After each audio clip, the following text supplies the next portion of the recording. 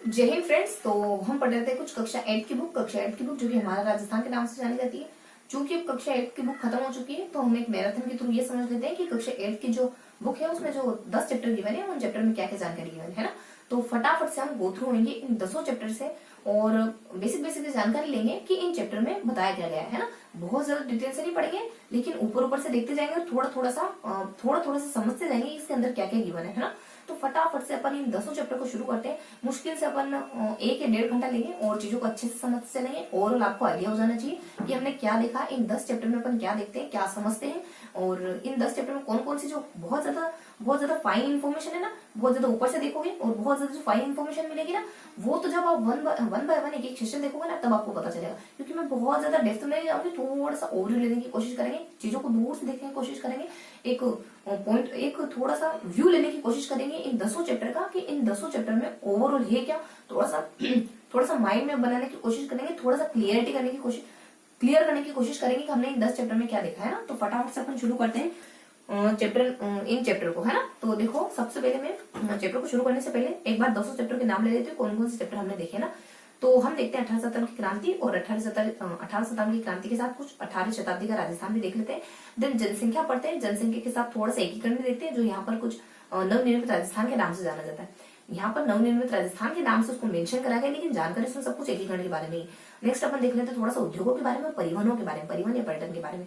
Next अपन जानकारी ले लेते हैं कुछ विकास की योजनाओं के बारे में और थोड़ी सी जानकारी अपन जो और प्रशासनिक सुधार किए सरकार के द्वारा, शिक्षा के क्षेत्र में हो गया, फिर अपने भूमि सुधार के क्षेत्र में हो गया और सूचना के अधिकार के क्षेत्र में हो गया और कुछ अस्पृश्यता आंदोलन के क्षेत्र में हो गया, साइबर क्राइम के लिए हो गया और साइबर क्राइम के साथ साथ थोड़ा सा देखिए अपन मतदान के लिए हो गया, मतदान की प्रक्रिया में हो गया। तो इसके लिए सरकार क्या क्या सुधार कर रही है, जो अदर सुधार है उन सुधारों के बारे में देखते हैं। और विकास योजना का एक चैप्टर आता है, इसके साथ ही लगता हुआ एक चैप्टर है विकास योजना सुधार और अलग अलग एरिया में सरकार कैसे कैसे सुधार कर रही है उस बारे में ही।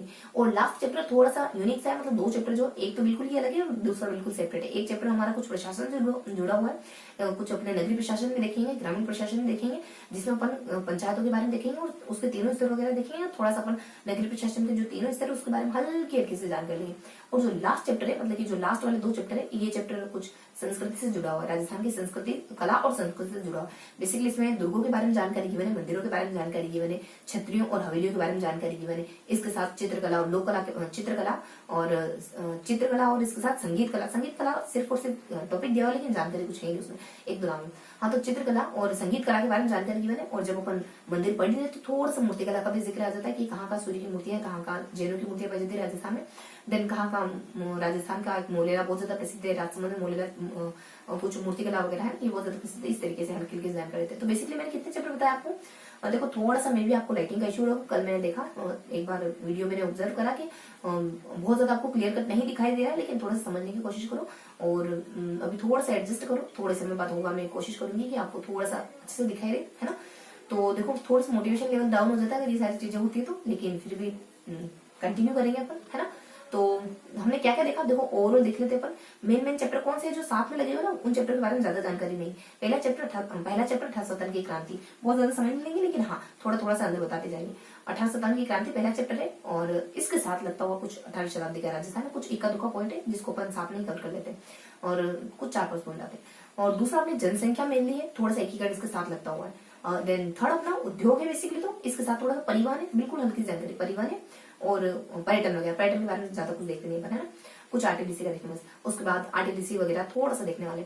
और नेक्स्ट अपन देख लेते हैं कुछ मेनली अपन देखते हैं विकास की योजना, जितने भी जिस भी कम्युनिटी के सरकार के द्वारा विकास की योजना चलाई जाती है उसके बारे में देखते हैं। जैसे महिलाओं के लिए, जैसे कि स्वास्थ्य के लिए, जैसे कि किसानों के लिए, जैसे कि कुछ अपने अदर कोई योजना हो जाती है, इस तरीके से पढ़ते हैं ना इसमें। और इसके साथ लगता है चैप्टर देखते हैं और कोई प्रशासनिक सुधार, क्या देखते हैं इसमें, अलग अलग एरियाज में सरकार के द्वारा कौन कौन से प्रशासनिक सुधार किए जा रहे हैं उसके बारे में हल्की हल्की जानकारी लेते हैं। लास्ट और कुछ अपना लास्ट जो कि थोड़ा सा 2 चैप्टर बिल्कुल ही जुदा जुदा है। एक तो कुछ पंचायती राज व्यवस्था के बारे में देख लेते हैं, सेकेंडली थोड़ा सा आर्ट एंड कल्चर के बारे में देख लेते हैं ना। तो इस तरीके से अपन कुछ 10 चैप्टर को अच्छे से देखते हैं। और जो 5 चैप्टर है वो थोड़े मेनली यानी थोड़े से ज्यादा इन्फॉर्मेशन वाले होते हैं। इसके साथ लगते हैं जो 5 चैप्टर है बहुत हल्की हल्की जानकारी देते हैं, बहुत माइनर से जानकारी देती है। इस वजह से अपन इन दो चैप्टर के इस वजह से 2 चैप्टर की शिफ्ट को लेकर पढ़ रहे हैं। अगर बहुत ज्यादा जानकारी होती है तो सिंगल चैप्टर पढ़ते हैं, जैसा कि हमने 9th की बुक में पढ़ा है, जैसा कि हमने 10th की बुक में पढ़ा है ना। तो फटाफट से शुरू करते हैं कौन कौन से चैप्टर देखने वाले हैं। देखो जैसा मैंने आपको बताया ना वैसा थोड़ा सा मैं मेंशन कर देती हूँ कि हम कौन कौन से 5 चैप्टर देखने वाले हैं और उनके साथ लगते हुए कौन कौन से चैप्टर देखने वाले हैं, उनके साथ लगते हुए कौन कौन से चैप्टर देखने वाले। थोड़ी थोड़ी सी इन्फॉर्मेशन भी बताऊंगी तो आपको थोड़ा सा ओरली सुनकर समझने की कोशिश कर लेंगे, ठीक है। तो यहाँ पर देख लेते हैं कुछ 2, 3, 4 और 5 कौन कौन से चैप्टर देखते हैं बेसिकली। तो यहाँ पर 1857 की क्रांति, 1857 क्रांति के बारे में देख लेते हैं। और यहाँ इससे लगता हुआ एक और चैप्टर देख लेते हैं अपन, इससे लगता है एक और चैप्टर देख लेते हैं जो कि अपने 18वीं शताब्दी का राजस्थान, ठीक है। उसके बाद यहाँ देख लेते हैं अपन एक चैप्टर जनसंख्या, जो जनसंख्या वाला चैप्टर थोड़ा सा ज्यादा अहम है। इसके साथ अपन सेकंड चैप्टर देख लेते हैं एकीकरण। मैं देखो एकीकरण नहीं लिख रही हूँ लेकिन नाम वहां गिवन है, आप अगर बुक में देखोगे तो आपको ये नहीं लगे कि मैडम पता नहीं क्या पढ़ा रहे थे। तो एकीकरण में कुछ नाम यहाँ है ना, नवनिर्मित राजस्थान। और फिर अपन देख लेते हैं फर्स्ट और सेकंड, इसमें क्या देखते हैं अपन, मेन तो अपने उद्योग देखते हैं, बहुत ज्यादा बड़ा नहीं, छोटा सा चैप्टर है। उसके बाद अपन थोड़ा सा पर्यटन वगैरह देख लेते हैं, पर्यटन और परिवहन, इन 2 चैप्टर को देखते हैं अपन, है ना। उसके बाद नेक्स्ट यहाँ फर्स्ट और सेकंड क्या देखते हैं, यहाँ फर्स्ट सेकंड का देख लेते हैं। यहाँ पे विकास की योजनाएं, जो भी जिस भी कम्युनिटी से जुड़ी विकास की योजना सरकार चला रही है, किसानों से जुड़ी, युवाओं से जुड़ी, महिलाओं से जुड़ी, स्वास्थ्य से जुड़ी। नेक्स्ट अपन देख लेते हैं इसी में सुधार यानी प्रशासनिक सुधार। इसके अलावा सरकार और कौन कौन से सुधार करवा रही है, प्रशासनिक सुधार, ठीक है।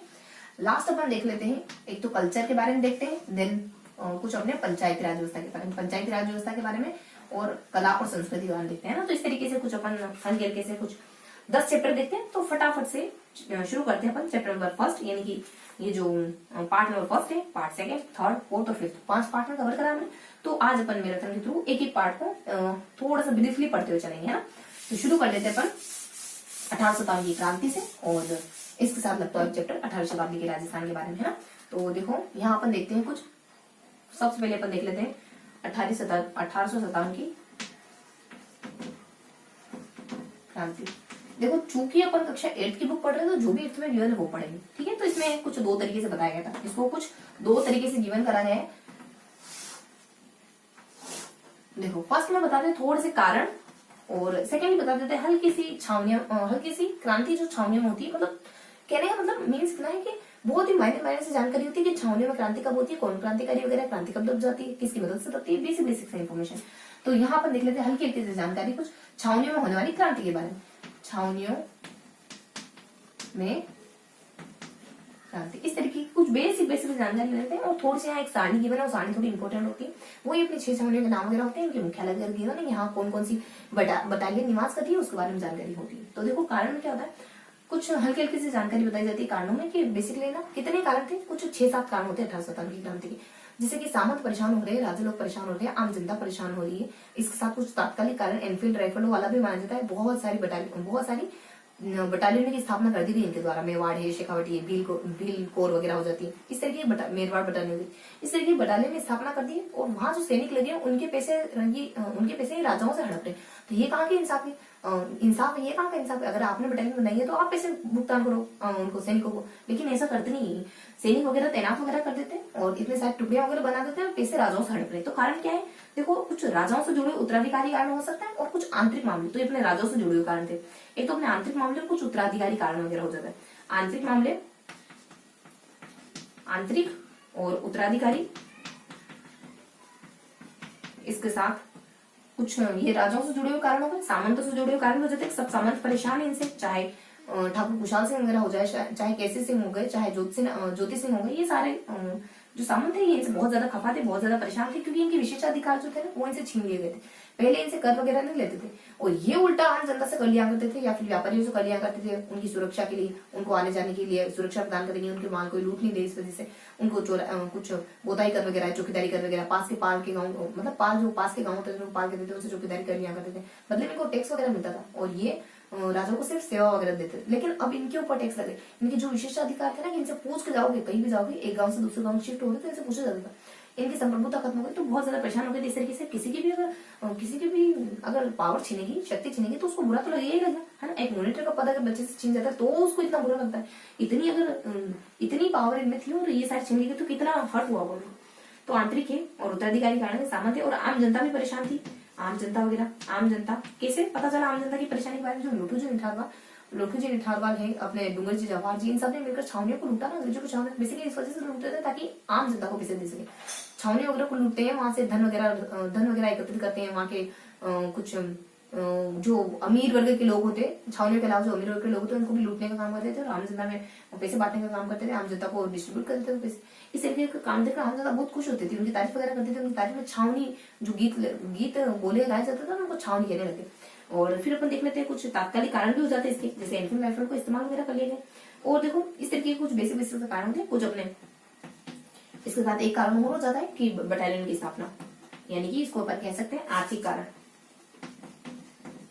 आर्थिक कारण देखो मैं बहुत सारे वो जो मैं आपको ओरली बता रही हूँ रिटर्न नहीं करूंगी, वरना फिर अपन बहुत ज्यादा लेंदी हो जाएगा सेशन, है ना।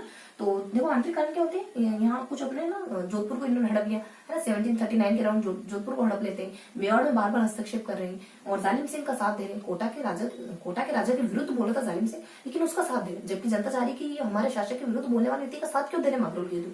फिर अपना उत्तराधिकारी कारण अलवर भरतपुर वगैरह हो जाता है, बांसवाड़ा वगैरह हो जाता है। कुछ 26 के दरमियान अलवर भरतपुर में इनके द्वारा कुछ इंटरफेयर करा गया। कहते हैं कि ऐसा कहते हैं कि यहाँ है ना कुछ नाबालिग शासक को बिठाते ताकि इंडायरेक्टली ये शासन कर सके। 1844 का समय होता है ना, जब ये कुछ बांसवाड़ा का कोई शासक होता है उसको नाबालिग करार करके अपदस्थ कर देते, पदच्युत कर देते। देन सामंत मैंने आपको बता ही दिया। और आम जनता क्यों परेशान थी, आम जनता खुश होती है इस तरीके की हरकतें देखकर अंग्रेजों के साथ, चूंकि उन्होंने भी तो आम जनता के साथ बुरा करा है। देन थोड़ा सा अपन तात्कालिक कारण देखते हैं, एनफील्ड राइफल का प्रयोग करना, आर्थिक कारण अलग अलग बटालियन की स्थापना कर देना। और एक 25 में होती है, एक 41 में हो जाती है, 34 में 25 में नहीं 24 में होती है, 22 में होती है एक अपने मेरवाड़ बटालियन में से, कुछ 43 में हो जाती है और 34-35 में हो जाती है, ये अपने शेखावटी और जोधपुर बटालियन है। तो इस तरीके से। और छावनी की क्रांति में देखो कौन कौन सी छावनी देखते हैं, वही सारी छावनियां। नीमच क्रांति के बारे में देख लेते हैं। सबसे पहले अपन देखते हैं नसीराबाद। देन नसीराबाद के बाद अपन देख लेते हैं नीमच। नसीराबाद के बारे में देख लेते हैं अपन, उसके बाद अपन नीमच के बारे में देख लेते हैं, उसके बाद बेसिकली अपन एरिनपुरा के बारे में देख लेते हैं, उसके बाद अपन ब्यावर है, खेरवाड़ा है, ब्यावर वगैरह, फिर अपने खेरवाड़ा है, फिर अपने देवली है,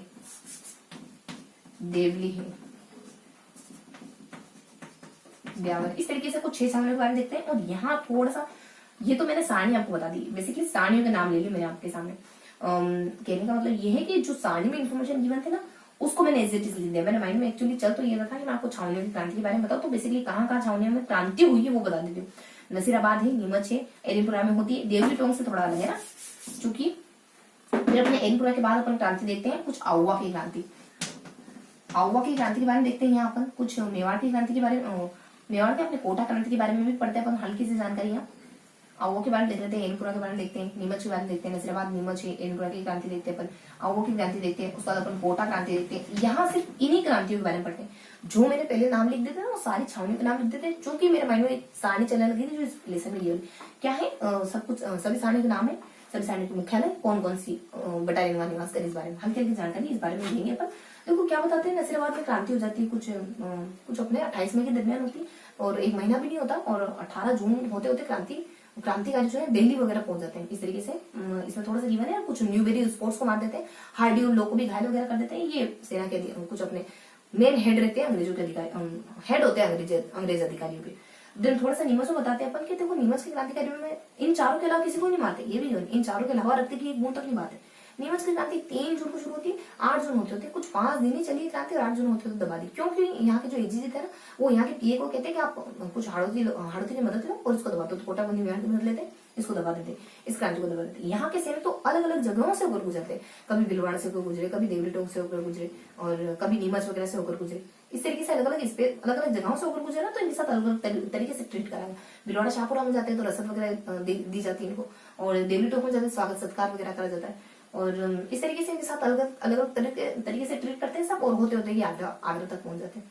देन अपने चित्तौड़, हमीरगढ़, बनेड़ा, यहाँ पे भी ये खूब लूटमार करते हैं, तभी तो क्योंकि इनके पास रसद वगैरह नहीं थी, तो इस तरीके की हरकतें करते हैं थोड़ा। देन एरिनपुरा क्रांति के बारे में क्या बताते हैं, देखो एरिनपुरा क्रांति में सिर्फ 2-3 क्रांतिकारियों का नाम है, और सिर्फ इतना बताया गया कि यही लोग हैं और यही क्रांतिकारी जो कहते हैं चलो दिल्ली मारो फिलहाल, ये नाम किसने बुलंद करा था इस क्रांति में, एरिनपुरा की क्रांतिकारी।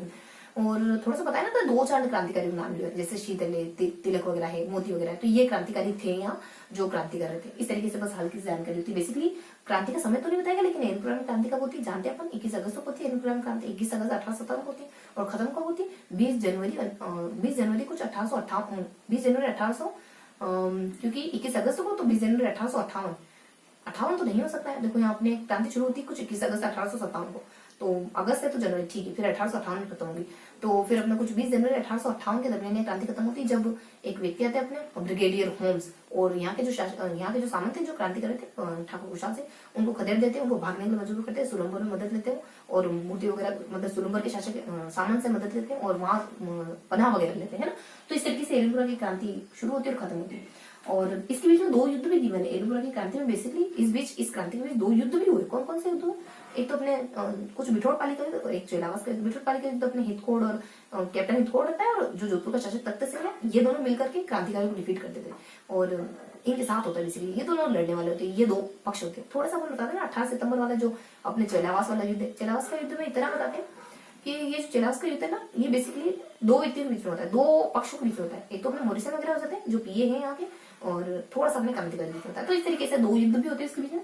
वो में क्या बताते हैं, और कोटा के बारे में क्या बताते हैं। एर्नाकुलम पर्टिकुलरली जो मैंने आपको जानकारी दी ना, एर्नाकुलम में तो 3 क्रांतिकारी गिवन है बस, और जो मैंने पर्टिकुलरली आपको चेलावास और बिठोर-पाली का युद्ध बताया ना, ये बातें आउवा में पर्टिकुलरली। एर्नाकुलम जो देखो अपने आउवा अपनी पाली में है, और एर्नाकुलम अपने जोधपुर में पाली था, ठीक है। तो ये जो मैंने आपको 2 युद्ध बताया ना, बीच वाले 2 बिठोर-पाली और एक अपने चेलावास का युद्ध, ये ना मैंने बाय मिस्टेकली आपको एर्नाकुलम बता दी। ये एर्नाकुलम नहीं है, तो थोड़ा सा ध्यान रखना, एर्नाकुलम नहीं है, कहाँ पे है? आउवा में गिवन है ना। तो चूंकि बहुत ज्यादा पास लिखे थे, तो थोड़ा सा रिप्लेस हो गया ना, तो ध्यान रखना जो दोनों युद्ध है वो अपने आउवा में। उसके बाद अपन कोटा के बारे में देखते हैं। यहाँ ज्यादा कुछ नहीं गिवन है, कोटा की क्रांति के बारे में ज्यादा कुछ नहीं है, अपन सब कुछ कक्षा 9 की बुक में पढ़ चुके हैं। बस इतना बताते हैं कि एक मेहराब खान नाम के शख्स होते हैं, ये भी क्रांतिकारियों में शामिल होते हैं। क्योंकि वहां पे इसका नाम गिवन नहीं था, तो यहाँ पे जानकारी बताई, तो सिर्फ इतना ही ध्यान रखेंगे। बाकी पूरी क्रांति में जानते हैं, मेजर बेटन के बारे में अपन से जानते हैं, राम सिंह के बारे में से जानते हैं, कब क्रांति शुरू होती है, जिया जयदयाल रतन ये क्रांति करते हैं। इनके साथ एक नाम और ऐड करना बस, मेहराब खान, जो कि स्पेशली यही गिवन था, बाकी गिवन था नहीं। तो इस नाम को ध्यान रखना, ये भी क्रांतिकारियों में से एक व्यक्ति थे। तो इस तरीके से अपने 1857 की क्रांति का चैप्टर फिनिश होता है, ठीक है। मैंने ओवरऑल जानकारी दी। मैं जानती हूँ कि आप सुन के बहुत ज्यादा अडेप्ट नहीं कर पाएंगे, बहुत ज्यादा नहीं सीख पाएंगे, फैक्ट को अच्छे से याद नहीं रख पाएंगे, लेकिन फैक्ट याद करना मकसद है भी नहीं। अभी आपको सिर्फ मेरे को ओवरऑल एक खाका बनाना है आपके माइंड में कि किसके बारे में कितनी कितनी इन्फॉर्मेशन है। अगर आप ये उससे पहले वाले आपने सेशन नहीं भी देखे ना, तो जब आप बुक उठाओ ना, तो आपके माइंड में एक फ्रेमवर्क हो जाए कि हाँ हमने मतलब कि हमको इस तरीके से इस बुक को खत्म करना है ना।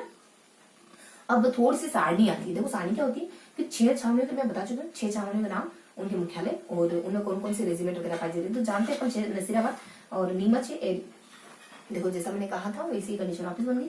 तो नसीराबाद है, नीमच। देखो नसीराबाद की छावनी, इसकी नीमच की तो ग्वालियर हो जाती है, और मालवा है। तो अभी सारा कुछ छावनी का नाम नहीं बताएंगे, बहुत ज्यादा समय लग जाएगा। तो फिर अपन है ना, अब इसके साथ जो जुड़ा हुआ चैप्टर है ना, उसके बारे में थोड़ी सी जानकारी देते हैं। लेकिन हाँ मैं बता देती हूँ, सारणी आप अगर देखो तो सेशन, अगर पहले वाले सेशन में तो थोड़ा ध्यान से देखना, और अगर बुक पढ़ रहे हो तो थोड़ा सा उस पर सारणी पर निगाह डालना।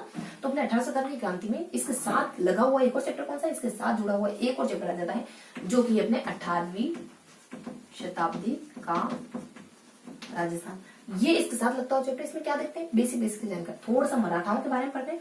देखो इसको अब थोड़ा सा अपन है ना, तो फिर मुझे चलो इसके बारे में क्या पढ़ते हैं, मैं थोड़ा सा यहाँ मेंशन कर देती हूँ आपको। इस बारे में क्या पढ़ते हैं, इसमें कुछ 4 पॉइंट्स पढ़ते हैं अपन। कुछ थोड़ी सी जानकारी मराठाओं के बारे में लेते हैं, और कुछ हल्की सी जानकारी, ठीक है। फिर इसको मेंशन नहीं करती मैं, ठीक है। तो जो मेन चैप्टर उसी को मेंशन करेंगे, बहुत ज्यादा समय नहीं लेंगे चुकी अपन। तो देखो इसमें अपन 4 मुद्दों पे बातचीत करते हैं। एक तो अपन मराठाओं के मुद्दों पे करते हैं, मराठा कब कब राजस्थान में आते हैं। तो कुछ 11 के आसपास आए, कुछ 28 के आसपास आए, कुछ 26 के आसपास आए, 35 में राधा भाई को भेजते, अगले साल खुद आते हैं देखने के लिए, देख क्या वो ठीक ठाक है कि नहीं कंडीशन। अपन जोधपुर वगैरह ले सकते हैं, ले सकते, कंडीशन ठीक ठाक रहती है तो अगले साल खुद आ जाते हैं। थोड़ा सा उत्तराधिकारी संघर्ष जो वहां नहीं था, और यहाँ बताया गया कुछ अपने मेवाड़ का उत्तराधिकारी संघर्ष 1761 को होता है, 1761 को होता है। अरि सिंह और एक व्यक्ति होते हैं अरि, और एक देखो 2 शख्स के बीच में होता है, एक तो राज सिंह, अरि सिंह के बीच में होता है। अरि सिंह, जब राज सिंह एक्सपायर हो जाता है ना, तो अरि सिंह को भी टक्कर देने वाला एक व्यक्ति आ जाता है यहाँ पे। एक राज, देखो यहाँ उत्तराधिकारी संघर्ष होता है अपने, एक तो राज सिंह के बीच में होता है और एक अरि सिंह के बीच में होता है। और अरि को डिफीट करने के लिए फिर आ जाता है अपने राजा है, अरि है। जो अरि को डिफीट करने के लिए देखो एक शख्स आता है, देखो कौन है वो। अरि को डिफीट करने के लिए फिर अपने रतन, रतन आ जाते हैं। कौन? रतन सिंह आ जाता है। जब ये एक्सपायर हो जाता है तो इन दोनों में फिर उत्तराधिकारी संघर्ष चलता है। बस इतनी जानकारी। थोड़ा सा अपन 1870 की क्रांति में ये मतलब यहाँ ये देखते हैं अपन कि अंग्रेजों से संधि कब कब हुई है। तो सबसे पहली संधि जो कुछ 23 नवंबर 1803 के दरमियान, इतनी जल्दी 23 नवंबर कुछ 1803, 23 नहीं अपना कुछ 29 सितंबर करके है ना, 29 सितंबर, ठीक है। तो कुछ 29 सितंबर 1803 को, 29 सितंबर लास्ट में, 29 सितंबर 1803 को सबसे पहले संधि करने वाला भरतपुर, सबसे लास्ट में सिरोही कुछ 1823 के आसपास करता है, क्योंकि मारवाड़ इसको मना कर रहा था। बस इस तरीके से 4 अलग अलग बिंदुओं पे हमने बातचीत करी थी। इतनी ही जानकारी बेसिकली इसमें, बाकी सारा अपन 9th में पढ़ चुके हैं अच्छे से, कोई जानकारी नहीं है इसके अलावा से बेसिकली। और बस इतना सा देखते हैं अपन 1857 की क्रांति के बारे में और 18वीं शताब्दी के राजस्थान के बारे में, ठीक है। तो ये थी हमारी जानकारी सारी पार्ट फर्स्ट, यानी कि सेशन नंबर जो फर्स्ट लिया था उसके बारे में, ये सारी जानकारी पार्ट फर्स्ट या सेशन फर्स्ट से जुड़ी हुई। उसके बाद सेकंड अपन देख लेते हैं जनसंख्या, इसके साथ लताओं एकीकरण, इसके साथ अपन लताओं एकीकरण देखेंगे, जनसंख्या देखेंगे, मेन चैप्टर अपन जनसंख्या पढ़ेंगे, इसके साथ लताओं कौन सा देखेंगे? एकीकरण। इसके बारे में बहुत कम जानकारी, जनसंख्या को डिटेल से पढ़ते हैं। जनसंख्या को बेसिकली क्या देखते हैं? जनसंख्या वृद्धि दर के बारे में लिख लेते हैं, जनसंख्या घनत्व के बारे में लिख लेते हैं। 2 तरीकों से लिख लेते हैं, कुछ मुद्दे जनसंख्या जुड़े, कुछ 4 मुद्दे अलग अलग तरीके के मुद्दे। देखो जनसंख्या घनत्व के बारे में, जनसंख्या वितरण के बारे में और जनसंख्या कुछ वृद्धि दर के बारे में, ये 3 टॉपिक देखते हैं। बस इतना देखते हैं 2011 के अनुसार ये इफेक्ट क्या है, बस इतना ही देखते हैं। और सेकेंडली अपन थोड़ा सा देख लेते हैं कुछ, जैसे कि अपने लिंगानुपात कितना है, साक्षरता कितनी है, नगरीय जनसंख्या कितनी, नगरीय जनसंख्या के साथ साथ आदिवासी जनसंख्या कितनी। तो इस तरीके से अपन इसको देखना चाहे ना तो 2 पार्ट में बांटकर अपन देख सकते हैं। तो यहाँ जनसंख्या वृद्धि दर, जनसंख्या वृद्धि दर है, फिर अपने वितरण वगैरह हो जाता है, फिर अपने घनत्व वगैरह हो जाता है। इस तरीके से अपन हल्की हल्की जानकारी लेते हैं। देन थोड़ा सा अपन यहाँ देखते हैं लिंगानुपात, देन साक्षरता,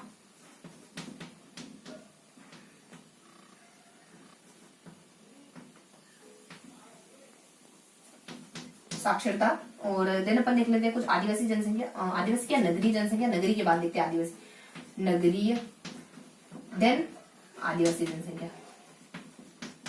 इनमें बस फैक्ट्स देखते हैं और कुछ नहीं देखते इसमें, इतना देखते हैं। जनसंख्या वृद्धि दर कितनी 2011 की जनगणना के अनुसार जनसंख्या वृद्धि दर कितनी, तो कुछ अपने ना और जनसंख्या वृद्धि दर अपने कुछ 21.31 मानते हैं, जिसमें से 32.5 अपने बाड़मेर के होंगे और थोड़ा सा अपने 10.5 अपने गंगानगर की। इस तरीके से देखते हैं। बेसिकली अपनी जनसंख्या है कितनी? जनसंख्या है अपने कुछ 7.5 को उल्टा कर 7.5 है ना, तो 7.5 7.5 को 5.7 अपनी जनसंख्या बेसिकली।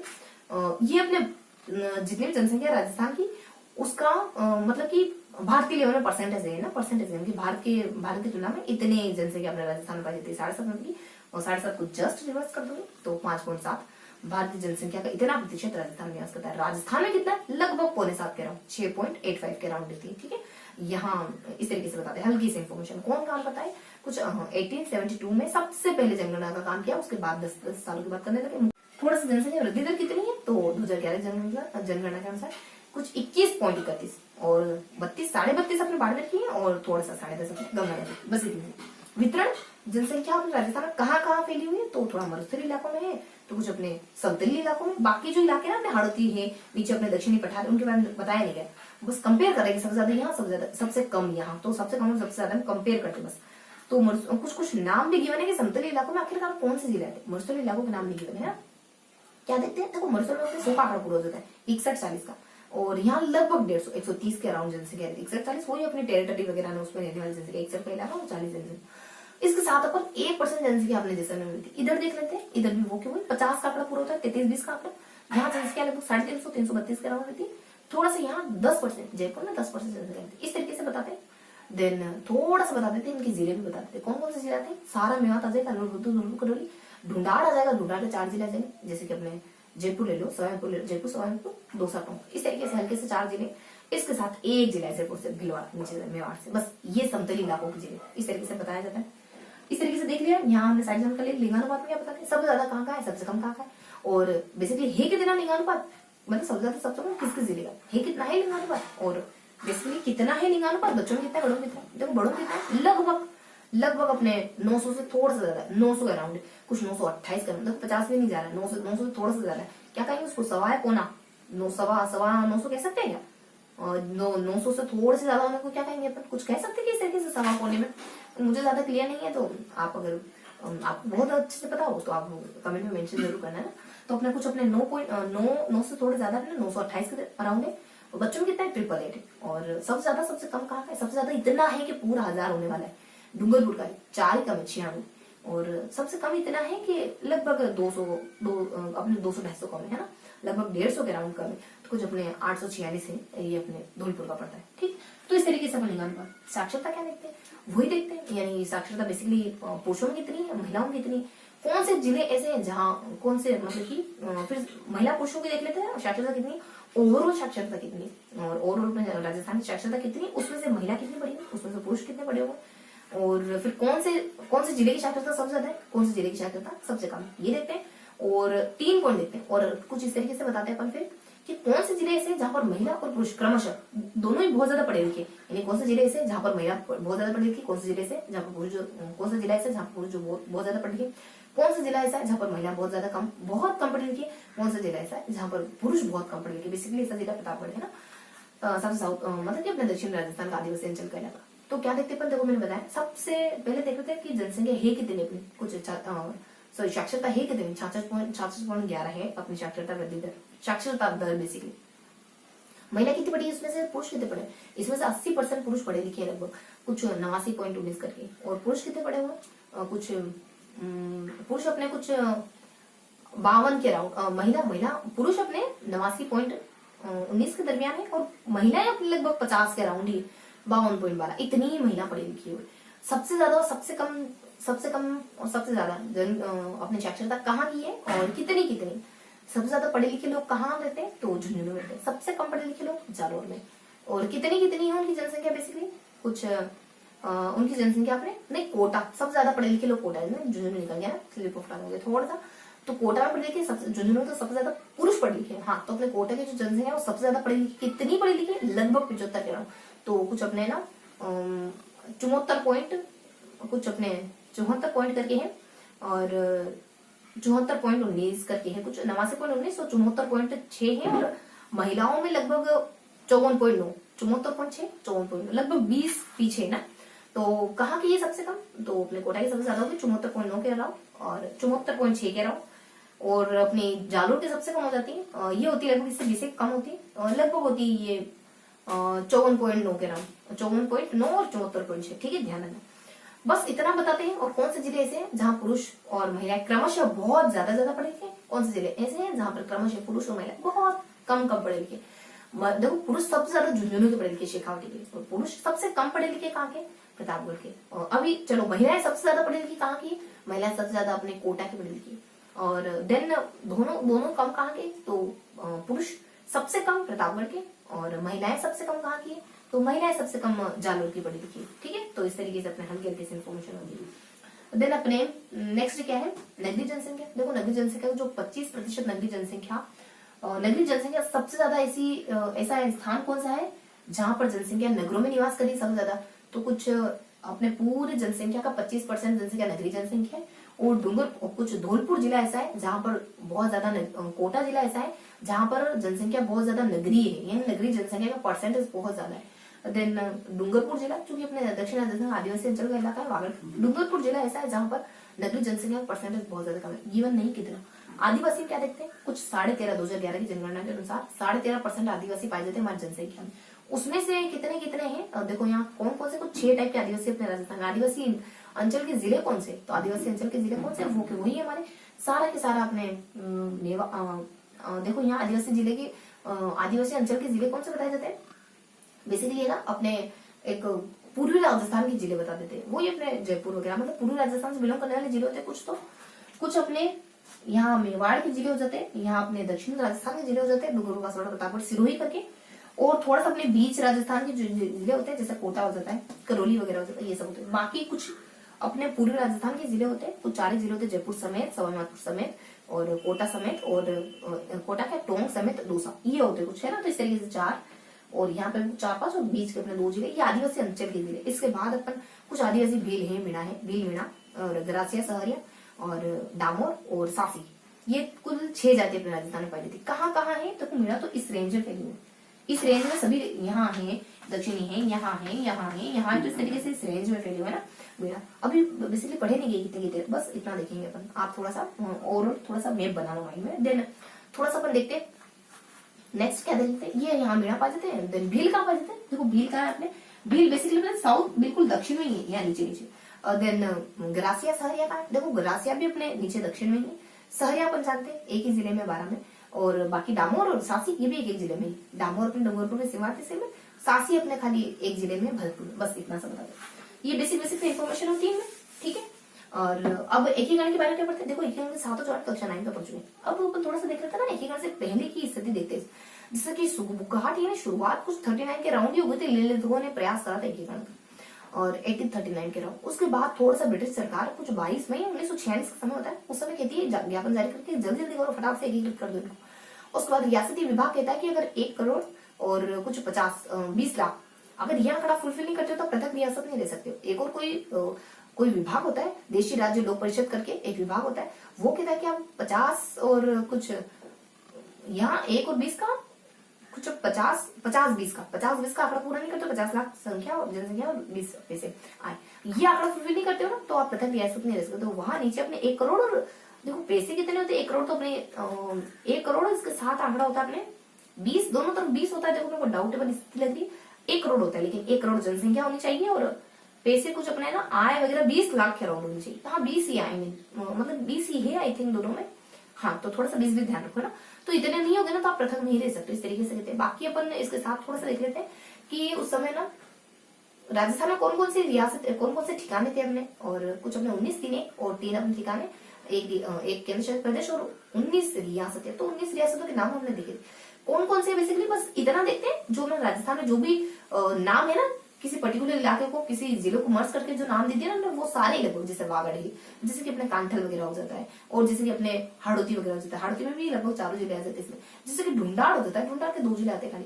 और थोड़ा सा अपन मेवाड़ के बारे में देख लेते हैं, मेवाड़ में उदयपुर है, और फिर अपने मारवाड़ के अपने यहाँ 4 डिस्ट्रिक्ट आ जाते हैं ना, बीकानेर जोधपुर के समेत अपने किशनगढ़, इसके समेत अपने एक और होता है कुछ अपने कुछ बीकानेर, जयपुर, जोधपुर, बीकानेर, किशनगढ़ करके, ये मारवाड़ से कोरिलेट करते जिले आ जाते हैं। इसके साथ 2 जिले कुछ अपने शाहपुरा और सिरोही करके अलग से सेपरेट बता देता है। तो इसी तरह की जो भी फेमस इलाके जिनको अपन जानते हैं, वागड़ है, हाड़ौती है, मेवाड़ है, और मारवाड़ वगैरह हो जाता है, ढूंढाड़ वगैरह हो जाता है। और मध्य राजस्थान से अपन कुछ ये शाहपुरा वगैरह, अलवर से अपन जो अपने मेवाड़ के इलाका देखा ना उसमें से पर्टिकुलरली सिरोही को, उसमें से शाहपुरा को अलग से देखते हैं, सिरोही को अलग से देखते हैं। तो इस तरह के जो भी अपने फेमस नाम है ना वो सारे अपने 19 रियासतों में आ जाते हैं, कांठल वगैरह।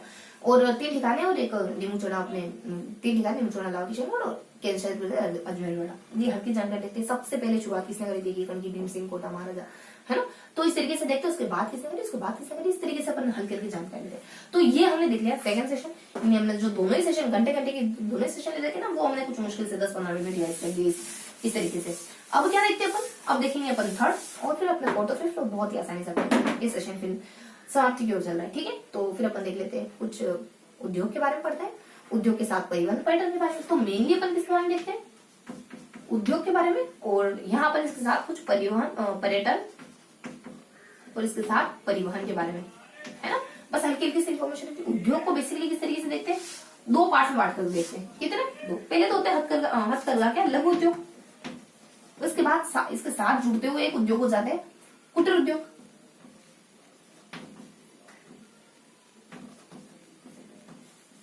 कुटीर उद्योग, मात्रा गलत लग रही है, कुटीर उद्योग,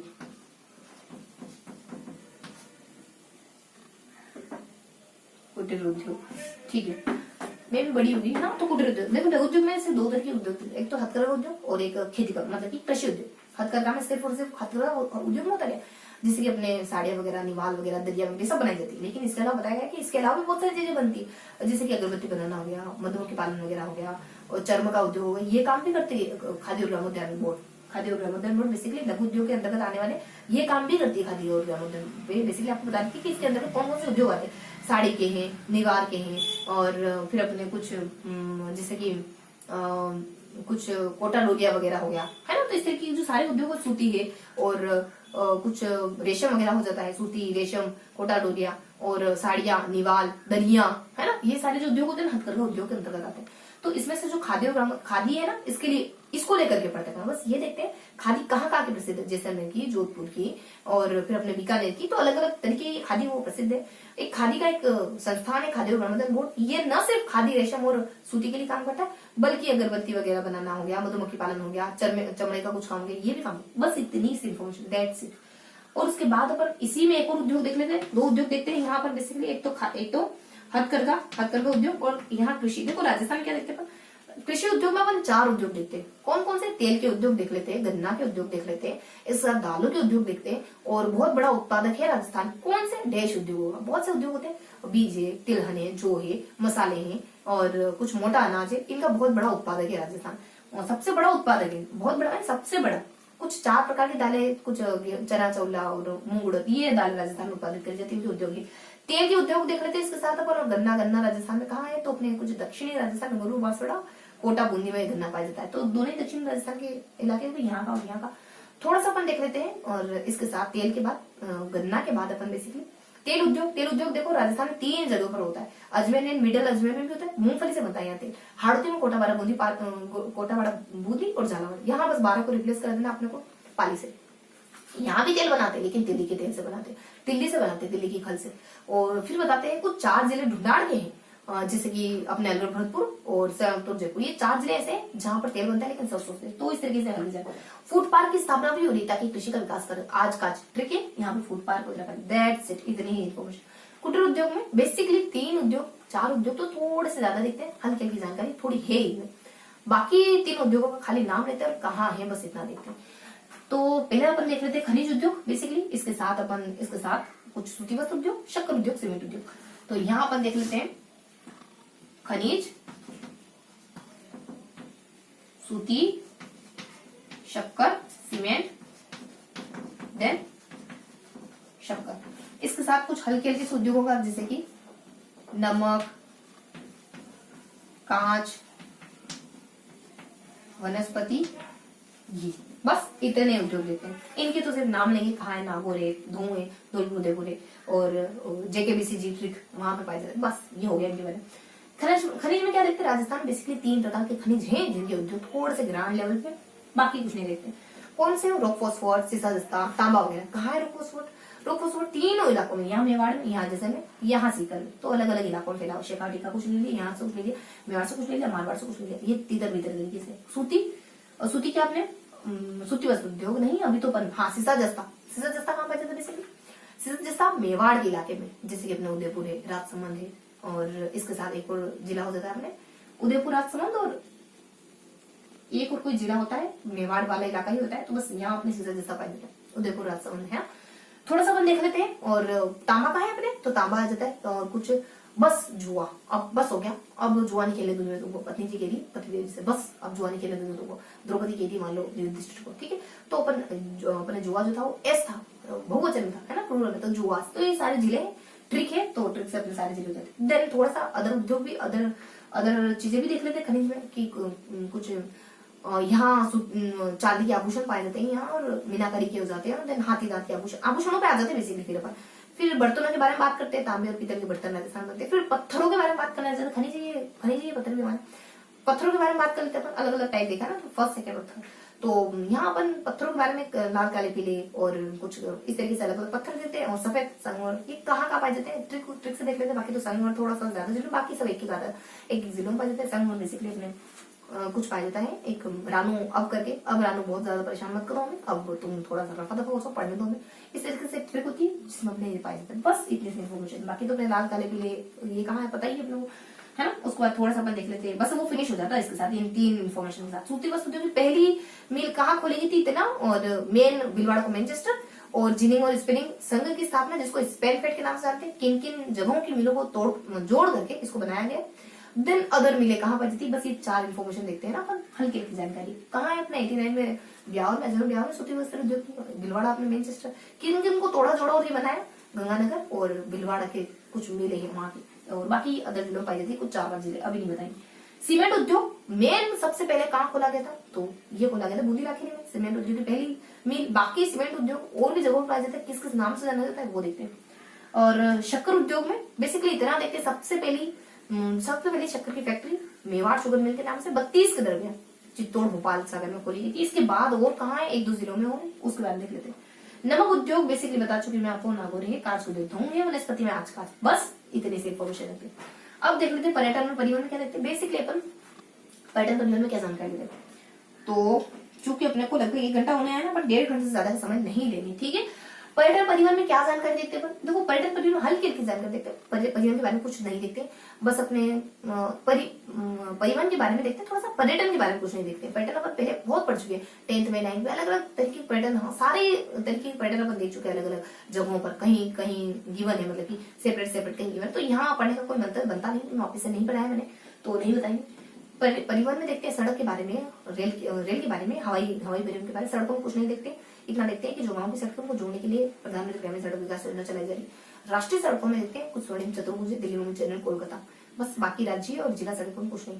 थोड़ा सा अपन देख लेते हैं रेल के बारे में। 1853 में दौसा से लगाकर यूपी तक चली थी पहली रेल।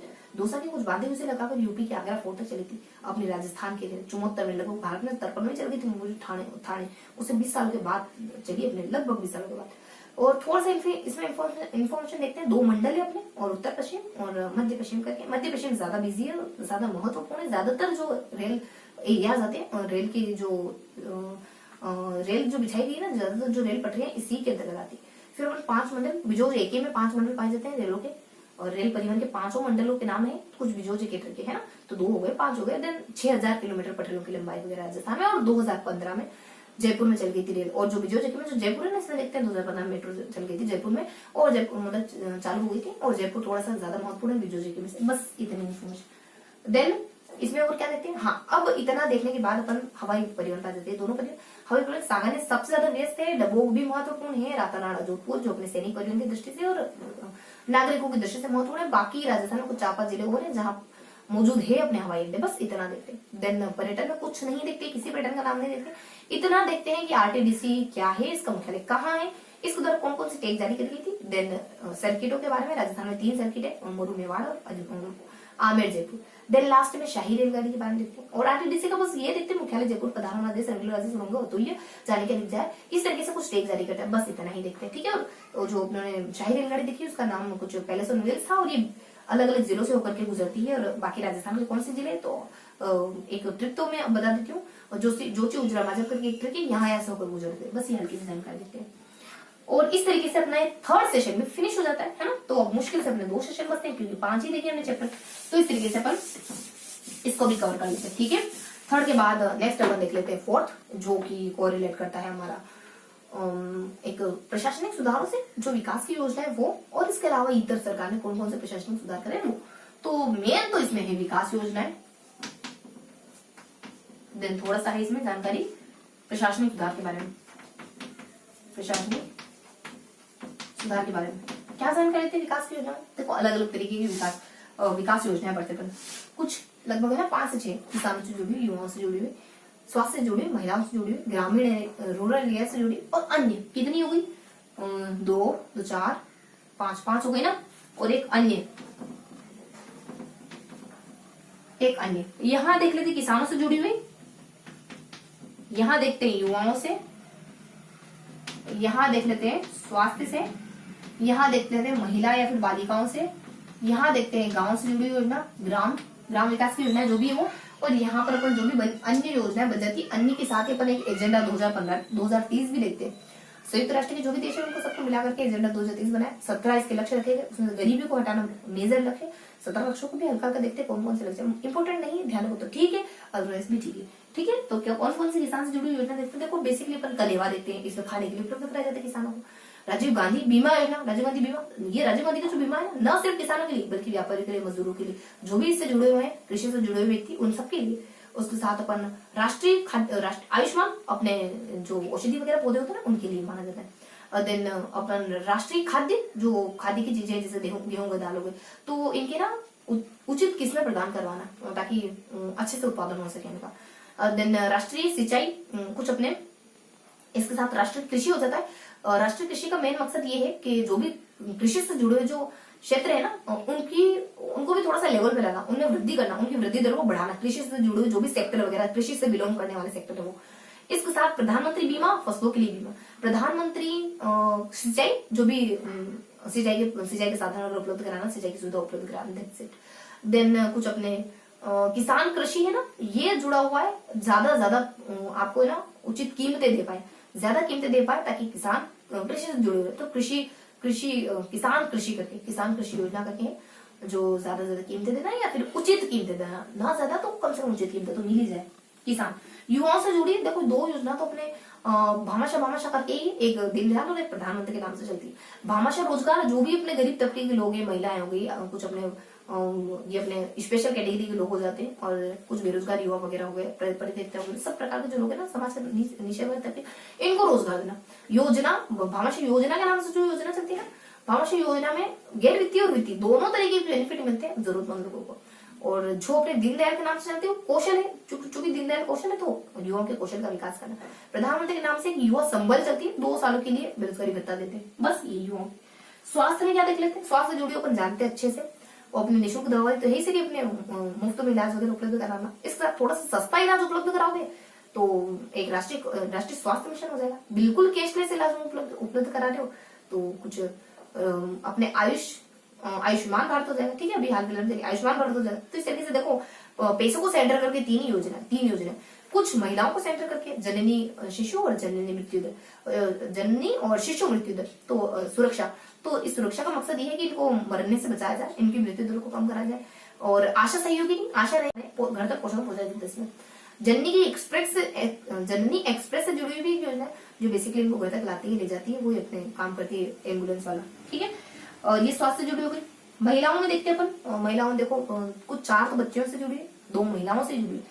कौन सी, बेटी बचाओ बेटी पढ़ाओ, राजश्री, और ये दोनों पढ़ाई से जुड़ी बेसिकली। और बेटी बचाओ में ध्यान रखते हैं भ्रूण हत्या ना हो, और इसमें राजश्री में ये ध्यान रखते हैं आपको पोषण वगैरह में ठीक ठाक मिले, और पढ़ाने के लिए दही से। इसके साथ अपने साझा बाल विवाह को रोकती है। गरिमा उन लोगों को मोटिवेट करती है, उन लोगों को सपोर्ट करती है जो महिलाओं के एरियाज में काम कर रहे हैं, अच्छा काम कर रहे हैं, उनको सम्मानित करने का। बाकी IM फंड, स्वयं सहायता महिला जो समूह बनते हैं छोटे छोटे, उनको आर्थिक सहायता प्रदान करती है। स्वावलंबन भी एक, जो भी अपने विधवा वगैरह महिला होती है, परित्यक्ता महिला होती है, ग्रामीण महिलाएं होती है, इस तरीके की जो कुछ अच्छा जीवन स्तर नहीं जी पा रही वो महिलाएं, उनको जीवन स्तर बेहतरीन दे पाए, इसका प्रयास करा जाता है। गाँव में कौन कौन सी योजना है, एक देखो बेसिक जो योजना वो तो अपन जानते ही, नरेगा और आवास है, सड़कें उपलब्ध कराना, गौरवपथ, ये सड़कें उपलब्ध कराते हैं। देन कुछ स्वच्छ भारत मिशन, और इसके साथ अपने अटल भूजल पानी के लिए।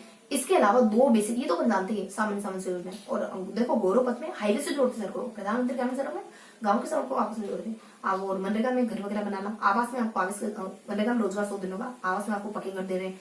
और उसके बाद स्वच्छ भारत मिशन, खुला शौच जानते हैं, अटल भूजल में पीने का पानी उपलब्ध कराते हैं। उसके बाद 2 थोड़ी सी यूनिक, एक तो सोशल एरिया डेवलपमेंट, जो भी आपके मगरा वाले इलाके हो जाते हैं, मेवात के सीमांत इलाके, डांग के इलाके, इनको डेवलप करना, इनको विकसित करना। देन लोक एक आदर्श गांव में शिक्षा का ध्यान रखना, खेती का ध्यान रखना, लोकतांत्रिक प्रजामंडल की स्थापना, मतलब पंचायत व्यवस्था काम करे, इसका ध्यान रखना। ये अपने गाँव से जुड़ी अन्य योजनाएं बहुत सी देखते हैं, कुछ ज्यादा महत्वपूर्ण है नहीं।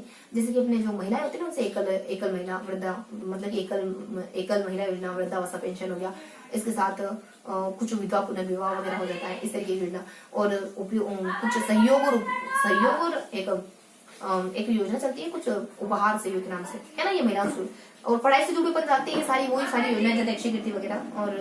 और देखो कौन सी योजना थी वो, अक्षय कीर्ति है, और अक्षय पेटी है, और एक थोड़ी यूनिक वो बता रही। बाकी अपन साइकिल के बारे में, किताबों के बारे में, पुस्तकों के बारे में, और लैपटॉप वगैरह के बारे में, गाड़ी के बारे में, इन सब के बारे में जानते हैं, उत्तर मेट्रिक के बारे में, है ना। और अनुप्रति योजना के बारे में, कोचिंग के भी हाल फिलहाल में थोड़ी सी अक्षय पेटी वाली थोड़ी अलग है। और राशि जानते हैं अपन, और इसके साथ अपने एक दुर्घटना बीमा जो थोड़ी यूनिक है, उसके बारे में देखते हैं। ये कुछ पढ़ाई से जुड़ी अदर योजना है। और कुछ विशेष योग्यजनों से, विशेष जो अपने हैंडीकेप्टेड लोग हैं ना, विकलांग लोग हैं, उनसे जुड़ी हुई एक योजना, दिव्यांग लोग हैं उनसे जुड़ी हुई योजना आती है, कुछ विशेष योग्यजन करके चलती है, ठीक है। और फिर बस इतना बताते हैं मेनली इसमें, बताते हैं जो मैंने आपको पहले बता दी थी, एजेंडा 2030, जो कि 2015 में, एजेंडा 2015-30 तो क्या अपने 2030 तक उसके सारे एम पाना इसका एम है ना, जो भी इन्होंने मेंशन करे, कुछ 17 एम है। मेन एम है इनका गरीबी को, हर तरीके की गरीबी को जड़ से उपाट फेंक देना। तो ये हमने विकास योजना दिख लिया, ठीक है। देखो आपको 1 मिनट वेट करना होगा, बस मैं जस्ट टाइम, आप यही ठहरिएगा, रिविजन कंटिन्यू करेंगे, बस 1 मिनट वेट करो।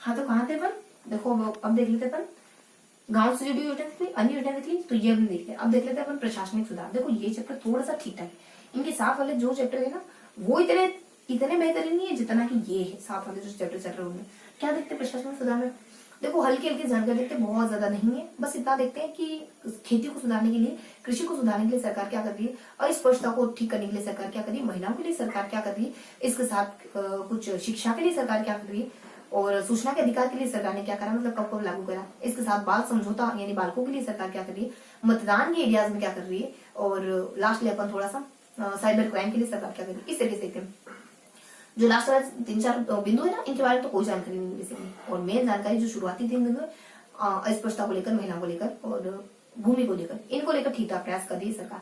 भूमि को लेकर देखो भूदान आंदोलन चला था अपने तमिलनाडु में, विनोबा भावे चलाया था कुछ मेड में 1951 के दरमियान 18 अप्रैल। ये कहते हैं कि आप आपकी भूमि का 6%, ये आंदोलन बेसिकली है क्या, इतनी सी जानकारी है, आप अपनी भूमि का 1/6 हिस्सा आप दान करो। और सबसे गुहार लगाती है, और तो नागौर सपोर्ट करता है, नागौर भी सही कि दान में भाग वगैरह लेते हैं। और सपोर्ट जो भी मिलेगा ना, जितना भी इससे मिलता है वो इसका 1/3 वंचितों को दान कर देते हैं। विनोबा भावे का आंदोलन ये था, तो इससे मोटिवेट होकर सरकार ने भी भूदान आंदोलन कुछ अपने भूदान अधिनियम लागू करती है सरकार, अपने राजस्थान सरकार। और ये करती है कुछ अपने 1971 है ना, तो भूदान अधिनियम करके। और इस तरीके से ये विनोबा भावे का पूरा आंदोलन किसानों को डेडिकेट, भूमि को डेडिकेट था। और इसके साथ कुछ इक्का दुक्का प्रयास और होते हैं, जैसे कि कुछ 55 में काश्तकारी अधिनियम और 56 में अपने राजस्व मंडल अधिनियम। और हाँ, एक राजस्व मंडल की स्थापना भी होती है ताकि किसानों को जल्दी से जल्दी न्याय मिल पाए, उनकी भूमि जो हड़प ली गई है या फिर भूमि से जुड़े कोई भी जो अन्य मुद्दे वगैरह है, इनके लिए जल्दी से इनको न्याय वगैरह मिल पाए, है ना, इनका मसला जल्दी से हल हो जाए, इसलिए इस मकसद को ध्यान में रखे करी गई थी। और थोड़ा सा अपन देख लेते हैं अस्पष्टता के बारे में। तो ये जानकारी अपने भू सुधार के इतनी ही मैंने बस इतनी जानकारी। उसके बाद थोड़ा सा अपन देख लेते हैं कि महिलाओं से पहले थोड़ा सा अपन अस्पष्टता में सरकार ने क्या प्रयास कर दी। 17 अधिनियम तो है ही सही, इसके अलावा राजस्थान भारत सरकार के द्वारा कुछ नागरिक अधिकार संरक्षण अधिनियम भी लेकर आया है। और नागरिक अधिकार संरक्षण अधिनियम जो कि 1955 के राउंड आता है। देन थोड़ा सा अपने सहकारिता विभाग की स्थापना भी की जाती है। राजस्थान में सामाजिक एवं सहकारिता विभाग की स्थापना भी हुई। और भारत सरकार के कहने पर राजस्थान में एक और एक्ट आता है, ST/SC अत्याचार निरोध अधिनियम करके एक एक्ट आता है, ये 89 के अराउंड आता है। तो ये सारे जो काम थे ये इस वजह से कर रहे थे ताकि अस्पष्टता का उन्मूलन हो सके, है ना। कुछ इस तरीके के एक्ट वगैरह है कोई, और एक अनुच्छेद अपना संविधान का सबसे बड़ा अनुच्छेद 17 अस्पष्टता को उन्मूलन के लिए कहता है। देन कुछ व्यक्ति हैं जिनका नाम यहाँ गिवन है, कुछ राजस्थान में अच्छा काम करे अस्पष्टता के लिए, कुछ भारत में करे। भारत में तो गांधी जी हो गया, ज्योतिबा फुले हो गया, कुछ रामा स्वामी हो गया, राजा राममोहन राय, इतनी बड़ी बड़ी शख्सियत है। देन थोड़ा राजस्थान में कौन काम करे, मामा बालेश्वर, हरिभाऊ उपाध्याय, गोविंद गिरी, है ना, दयानंद सरस्वती, ये राजस्थान के एरिया में काम करे। देन महिलाओं के बारे में क्या हो रहा है, ये बस इतने प्रयास हो रहे हैं अस्पष्टता को लेकर, अस्पष्टता उन्मूलन को लेकर बेसिकली। लास्ट में देखते हैं, मतलब इसमें देखते हैं कुछ महिलाओं के लिए क्या क्या प्रयास हो रहे हैं। जानते हैं अपन बेटी बचाओ बेटी पढ़ाओ 2015 में आया था, महिला एवं बाल विकास विभाग और कुछ मानव संसाधन मंत्रालय और इसके साथ परिवार कल्याण मंत्रालय, तीनों मिलकर के लेके आए थे। क्या उद्देश्य थे, 3 उद्देश्य थे। ज्यादा से ज्यादा कन्या भ्रूण हत्या को रोक सके, ज्यादा से ज्यादा बच्चों की संख्या को बढ़ा सके स्कूल में, शौचालय की स्थापना कर सके ज्यादा से ज्यादा। बस ये हल्की सी जानकारी इस बारे में होती है। देन थोड़ा और क्या कर रहे हैं, एक महिला आयोग की स्थापना कर दी हमने 20 नवंबर के अराउंड, लगभग कुछ 15 मई के अराउंड जब अपने मत से 15 मई 1999 के अराउंड, लगभग कारगिल के दौरान, कारगिल के युद्ध के समय ही महिला आयोग की स्थापना कर दी। 3 सदस्य होते हैं, एक अध्यक्ष होता है और 3 समय का ही कार्यकाल होता है। क्यों करिए, ताकि भेदभाव वगैरह मिटाया जा सके। RPSC में जो महिला के साथ भेदभाव हो रहा है या फिर कोई बुरा व्यवहार हो रहा है, तो इस तरीके की समस्या को जड़ से उखाड़ा जा सके, इस वजह से स्थापना करी। बाकी तो बहुत माइनर जानकारी है, जैसे किशोरी योजना हो गई, इसमें अपन 11 से जो 18 साल की बालिका होती है जो स्कूल नहीं जाती, उनके थोड़ा सा कौशल विकास के लिए, उनके स्वास्थ्य के लिए ध्यान रखा जाता है। बाकी घरेलू अधिनियम एक्ट 2005 अपन जानते हैं, घरेलू हिंसा के जो है वो, उसके बारे में थोड़ा सा यहाँ बताते हैं कि हम महिला और बाल विभाग और कुछ विकास प्राधिकरण के जो अधिकारी है ना, इसके अधिकारी के रूप में नियुक्त किए जा सकते हैं। और तुरंत कुछ मदद का इसमें प्रावधान वगैरह है। बस इतनी जानकारी की मुझे थोड़ा सा इसमें बताया, बस इसमें तो कुछ नहीं। बाकी एक स्वयं सहायता समूह भी महिला स्थापित करती है, कुछ 10-12 महिला एकत्रित होती है, कुछ वस्तु का निर्माण करती है हाथों से, मतलब कि हस्त निर्मित वस्तु का निर्माण करती है। सरकार इनको खरीदने के मौके मुहैया करवा देती है। इतनी से इन्फॉर्मेशन महिला के लिए बस यही काम हो रहे हैं। शिक्षा के लिए क्या अपन जानते हैं, RT एक्ट 2010 आ जाता है, 1 अप्रैल 2010 को लागू हो जाता है।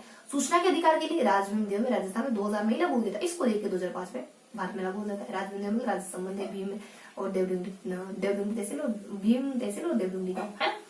और और इसके साथ साथ अपन देख लेते हैं बात समझौता कब होता है, तो 20 नवंबर कुछ 1889, वही अपने जब वो एक्ट लागू होता है STSC वाला, तो जब 1989 के दौरान 20 नवंबर कुछ 1989 में बाल समझौता संयुक्त राष्ट्र संघ के देशों के द्वारा जारी करा गया था। 3 सालों के बाद भारत सरकार इस पर सिग्नेचर कर देती है। और जिलेगा सुरक्षा का विकास का सहभागिता का अधिकार इसके पिलर हैं, इसको आधार मानकर बालकों के लिए काम करते हैं। चाइल्ड हेल्पलाइन नंबर 1098, ठीक है। और इसके साथ एक राजस्थान संपर्क पोर्टल का भी थोड़ा सा जिक्र है कि सितंबर 2019 को राजस्थान पोर्टल की स्थापना हुई थी। इसके बूथ या फिर इसके ब्रांचेस कहाँ तक हैं, तो ग्राम पंचायत के लेवल पर नहीं, बाकी समिति के लेवल पर, ब्लॉक के लेवल पर, और जिला स्तर पर तो है इसके केंद्र खोले गए। और क्या बताते हैं, ये बालकों को लेकर, शिक्षा को लेकर, सूचना को लेकर हो गया। इसके साथ मतदान के लिए अपन क्या करते हैं, मतदान के लिए देखो एक स्वीप के बारे में बताते हैं, और थोड़ा सा अपन साइबर क्राइम में बता देते हैं कि cyber crime online reporting portal की स्थापना करी है ना। मतदान में एक दो फुल फॉर्म बताते हैं, जैसे कि इलेक्ट्रॉनिक वोटिंग मशीन और ईवी, कुछ अपने पेपर ऑडिट, कुछ अपने ना पाथ करके वीवीपीएटी, मतलब वीवी और पाथ करके क्या होता है, voter verifiable paper audit trial, इस तरीके से फुल फॉर्म स्वीप के बारे में बताते हैं।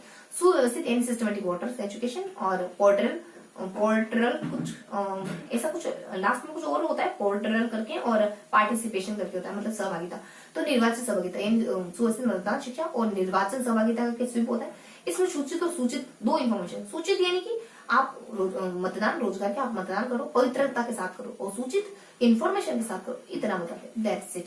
और एक कलेक्टर आपकी समिति बना सकता है, कलेक्टर एक समिति बनाता है जिसमें मुख्य अधिकारी होते हैं, बाकी सारे सदस्य वगैरह होते हैं, ये ध्यान रखते हैं, बूथ पे ध्यान रखते हैं, बूथ पे काम करते हैं, कौन कौन आ रहा है, कौन वोट कर रहा है, और उनका मार्क वगैरह करना, ये सब। और 16 सदस्यीय समिति होती है बेसिकली, नहीं 16 सदस्य ऐसा कुछ नहीं, सदस्यों की संख्या नहीं, बस ये बताते हैं कि जो एक ईवीएम मशीन होता है उसमें एक बार में अपने 16 उम्मीदवार कुछ वोट वगैरह कर सकते हैं, हल्की हल्की इन्फॉर्मेशन। और जो साइबर क्राइम के बारे में बता रही हूँ ना, यहाँ ये भी बताते हैं कि कुछ 3 प्रकार के हार्मफुल, कुछ 3 प्रकार के नुकसान होते हैं जो कंप्यूटर को हो सकते हैं, आपके पीसी को हो सकते हैं, मलवेयर हो सकता है, और रैंसम हो सकता है, और धोखाधड़ी के चांसेस हो सकते हैं। देखो रैंसम होता है ना, ये आपकी जब तक आपके पीसी से पैसे नहीं वसूल लेता ना, तब तक बाहर नहीं निकलने वाला, इस तरीके का वायरस होता है। देन जो अपने एक रैंसम के बाद अपने मलवेयर जो है ना, ट्रोजन, वार में होशे, ये उदाहरण देके बताया। धोखाधड़ी 2 तरीके की, फिशिंग और स्पोनिंग। फिशिंग कोई संस्था बन के आपसे बात करती है, और स्पोनिंग कोई प्रोड्यूसर वगैरह बन के, मैंने बताई है। इससे निजात पाने के लिए सरकार और कुछ online cyber crime online reporting portal की स्थापना कर चुकी है। बस इतना बताते हैं। तो ये हमने देख लिया विकास योजनाओं के बारे में, और हल्की सी जानकारी हमने ले ली प्रशासनिक सुधार के बारे में, ठीक है। प्रशासनिक सुधार किन किन से जुड़ा है, तो बेसिक से अपन ध्यान कर लेते हैं। अब अपन देख लेते हैं लास्ट सेशन जो कि इससे जुड़ा हुआ है। लास्ट सेशन जो पंचायती राज व्यवस्था, यानी कि इसमें पंचायती राज व्यवस्था और ग्रामीण और नगरीय प्रशासन, नाम इसका क्या है, मैंने ग्रामीण और नगरीय प्रशासन, ग्रामीण और नगरीय। मेन तो ये है, इसके साथ लगता हुआ कला और संस्कृति, कला और संस्कृति क्या इंफॉर्मेशन है इसमें अपन देखते हैं। 2 पार्ट में देख लेते हैं इसको। देखो पहले अपन देखते हैं पंचायत है, समिति है, और जिला परिषद है, इसके साथ ग्राम सभा, ठीक है। यहां देखते हैं नगर निगम परिषद पालिका। इनके बारे में ज्यादा कुछ नहीं, कितनी जनसंख्या होगी और कब इनको, मतलब कितनी जनसंख्या होगी तो इनकी नियुक्ति होगी, तो इनकी स्थापना होगी, कितना % आरक्षण वगैरह, इनका काम क्या है, इनको पैसे कहाँ से मिलते हैं, क्या इनको कर वगैरह मिलता है, क्या इनको केंद्र सरकार से पैसे देती है, या फिर ये कहाँ से, इनकी आय के स्रोत क्या है, हल्की हल्की से इन्फॉर्मेशन इनके बारे में थोड़ा सा अपन देखते हैं, ज्यादा कुछ नहीं देखते हैं। इन सब के काम क्या है, इनको आय की प्राप्ति कहाँ से होती है, यही, और इनके भी काम क्या है, इनको आय की प्राप्ति कहाँ से होती है, ये बेसिक बातें देखते हैं। बाकी इनके बारे में पढ़ते हैं, ठीक है। क्या देखते हैं इनके बारे में, बेसिक जानकारी। इन सबके सदस्य कौन है, और बच्चे कुछ वही 5 साल है, वही अपने राज्य चुनाव आयोग वगैरह हो जाता है, वही इनकी सभाएं कब होती है, और बस किसी को बस इतनी 3 इन्फॉर्मेशन होती है। ध्यान रखो जो कॉमन है, इक्का दुक्का कोई थोड़ी हटके भी है किसी के बारे में, जैसे कि सरपंच को हटाया जा सकता है प्रस्ताव के द्वारा, जैसे कि इसकी 25 साल होती है। मैंने कल एक बार इसके सेशन में ना बाय मिस्टेकली चॉइस की दिया था, लेकिन इसके सदस्य होते हैं उनकी आयु 25 साल की होती है। देन इनके बस ये हल्की हल्की से इन्फॉर्मेशन होती है। और जो ये काम करने वाले व्यक्ति होते हैं, मतलब जो भी इनके सदस्य होते हैं, इनके नीचे कागजी काम के लिए इनको रखता है। तो यहाँ अपने ग्राम विकास अधिकारी, यहाँ खंड विकास अधिकारी, और यहाँ अपने जिला मुख्य कार्यकारी अधिकारी को रखते हैं। तो इनके नीचे वो काम कर सके, ताकि इसी वजह से उनकी नियुक्ति करी जाती है, ताकि जो मेन प्रशासनिक अधिकारी नियुक्ति क्यों करते हैं कि जो राजनीतिक अधिकारी है उनका काम अच्छे से चल सके। इसी वजह से तो राजनीतिक अधिकारी नीचे, हर एक राजनीतिक अधिकारी के नीचे एक ना एक प्रशासनिक अधिकारी जरूर लगा देगा। बड़े बड़े जो राजनेता होते हैं उनके नीचे सचिव वगैरह लगा देता है, ठीक है। वही अपने डीएम वगैरह, डीएम की बहुत 2-3 गुना ऊपर पोस्ट होती है अपने सचिव की, ठीक है। तो इस तरीके से हल्की हल्की इन्फॉर्मेशन होती है। क्या बताते हैं पंचायत के कौन कौन सदस्य हो सकते हैं बेसिकली, तो ये अपने सरपंच हो गया, उप सरपंच वगैरह हो जाता है, और बस। और सभा वगैरह जानते हैं अपन, एक महीने में 2 बार वगैरह होनी चाहिए। और ये अपने पहले स्तर की और प्रथम स्तर की इकाई है पंचायत राज, अपने पंचायती राज व्यवस्था की प्रथम स्तर की। समिति के बारे में क्या देखते हैं, वो हल्की हल्की जानकारी। यहाँ सदस्य कौन होते हैं, तो इसके सदस्य को हर 24 साल का व्यक्ति जो पंचायत समिति में आ रहा है जो, तो इसका सदस्य बन सकता है। और जो सरपंचों की जो पंचायतों के सरपंच है ना, इनके जो मतलब कि पंचायतों के जो सरपंच है ना, वो इनके पदेन सदस्य हो जाते हैं। देन थोड़ा सा बताते हैं कि ये अपना में से मिलकर किसी को प्रधान या उपप्रधान चुन लेते हैं, और प्रधान या उपप्रधान के नीचे जो काम करने के लिए रखा जाता है उसको खंड विकास अधिकारी, सरपंच के लिए ग्राम विकास अधिकारी है ना। तो ये बताते हैं इसके बारे में बस हल्की सी इन्फॉर्मेशन। ये ऐसी संस्था है जो इन दोनों को जोड़ने का काम करती है, बस ये इन्फॉर्मेशन। जिला परिषद के सदस्य कौन होते हैं, जिला परिषद के सदस्य एक तो अपने जिले में जो लोकसभा, राज्यसभा, विधानसभा के जो सदस्य हैं वो जिला परिषद के सदस्य वगैरह हो जाते हैं। और बहुत ज्यादा समय नहीं, बस फिनिश कर रहे हैं अपन, तो ये अपने वो अपने जिला परिषद के सदस्य वगैरह हो जाएंगे। और इसके साथ साथ और कौन होते हैं, तो इसके साथ साथ इसके जो ऊपर की इससे जो नीचे की जज संस्था है ना अपने समिति, इसके जो प्रधान होते हैं ना वो इसके पदेन सदस्य वगैरह बन जाते हैं। इसके अलावा एक और सदस्य का एरिया आता है, मतलब इसमें तो एक और स्कोप कौन सा बच गया सदस्यता लेने का। एक स्कोप ये है कि अगर आप वार्ड के प्रतिनिधि हो ना, और वार्ड के प्रतिनिधि चुने गए हो तो आप इसके सदस्य बन सकते हो। यहाँ वार्ड कौन सा है, वो वार्ड नहीं, शहरों को छोटे छोटे वार्ड में बांटा जाता है, वो वार्ड नहीं। यहाँ पे वार्ड कौन सा, और शहरों में कुछ अपने जिले में पर्टिकुलरली एक जिले में बहुत सारी पंचायतें होती है छोटी छोटी, उनको जोड़ करके एक वार्ड बना दिया जाता है। अपने में से किसी एक प्रतिनिधि को चुनते हैं वार्ड के लोग, वार्ड के सदस्य, उसको यहाँ पर मेंशन करा गया है, ठीक है। तो वो जो प्रतिनिधि चुनकर आता है वो भी इसका सदस्य, 3 व्यक्ति इसका सदस्यता पा सकते हैं, है ना। और वार्ड वाले, समिति वाले, यहाँ जो जिले में अपने लोकसभा, राज्यसभा, विधानसभा सदस्य हैं वो तो पा ही सकते। और इन्हीं में से ये प्रधान उपप्रधान चुन लेते हैं, और जिला प्रमुख और जिला उप प्रमुख चुन लेते हैं। इनके नीचे काम करने के लिए जिला मुख्य कार्यकारी को लगाया जाता है, ठीक है।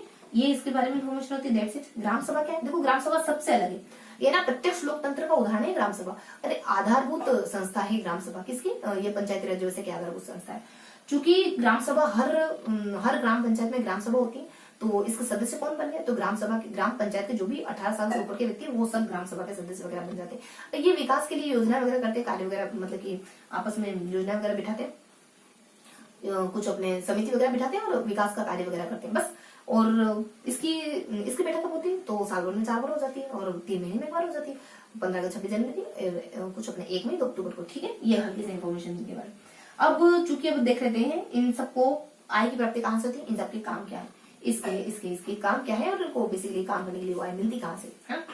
और जो अपने हाँ, और ये जो सारी जानकारी पर ले रहे हैं ना, ये कहाँ मेंशन, ये बातें कहाँ बताएगी, ये 73वां अमेंडमेंट हुआ है, उसमें 11वीं अनुसूची में कुछ 29 काम बताए गए इनकी पंचायती राज व्यवस्था के। साथ ही 3 स्तर का ढांचा, ये जो अपन पढ़ रहे हैं 3 स्तर का ढांचा उसी में गिवन। क्या होते हैं पंचायत के काम, समिति के काम, परिषद के काम। पंचायत तो अपन जानते हैं, और बिजली का ध्यान रखना, रोशनी का ध्यान रखना, और सड़कों का ध्यान रखना, मनरेगा, और ये तो अपने बेसिक काम, आपके जो भी भौतिक साधन है, भौतिक संसाधन है उनका ध्यान रखना, और जैसे अपने भौतिक संसाधन जैसे कि चारागाह, वन वगैरह इनका ध्यान रखना। थोड़ा सा टेक्निकल देखे तो मनरेगा चलाना अच्छे से, और सार्वजनिक वितरण प्रणाली जो अपने राशन दिया जाता है फ्री, वो सार्वजनिक वितरण प्रणाली वगैरह हो गया। अगर कोई आपदा आ जाती है कलेक्टर के साथ आप कोऑर्डिनेशन बिठा पाओ, सामंजस्य बिठा पाओ, जन्म मृत्यु पंजीकरण अच्छे से कर पाओ, है ना। ये काम होते हैं।